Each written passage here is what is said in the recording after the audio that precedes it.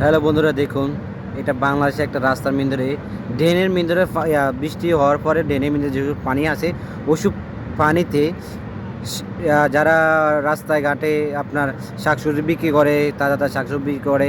তো যখন শাকটা শুকায় যায় তখন জিনিসটা খারাপ দেখা যায়, যখন ভিজা ভিজা থাকে তখন তাজা তাজা দেখা যায়। এই লোকটা স্ক্রিন যে ভিডিওতে, এই লোকটা এই শাকগুলারে ড্রেনের পানিতে মিন্দে চুবাইয়া চুবাইয়া ধুইতে আছে, ধুইয়া ধুইয়া পরিষ্কার করে ইয়াতে রাখতেছে, ব্যানে রাখতেছে। পরে এই এই শাকগুলা পরে বিক্রি করবে, আপনাদের কাছে বিক্রি করবে।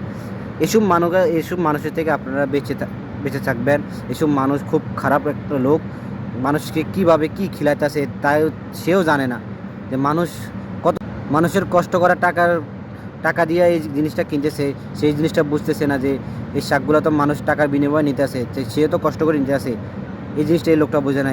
আপনারা এইসব লোক থেকে দূরে রাখবেন। এরকম রাস্তাঘাটে কেউ যদি শাকসবজি বিক্রি করে, এদের বেশিরভাগে এরকমভাবে বিক্রি করে, খারাপ পানি মিন্দে শাকসবজি ধুয়ে ধুয়ে বিক্রি করে। এসব মানুষের কাছ থেকে দূরে থাকার চেষ্টা করবেন। ভিডিওটা সবার কাছে শেয়ার করে দিবেন, সবার কাজে লাগবে। আর ফলো করতে বলবেন না। আল্লাহ হাফেজ।